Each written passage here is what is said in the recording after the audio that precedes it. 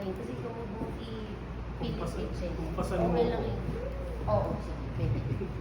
Kasi nag-aalangan yung tunog ng kaso. Kailangan sure na sure. Kasi isip-isip lang. Nagaan ko po yung video, sorry. Okay lang, practice na yan. Teacher Hazel. Papakita namin sa kanila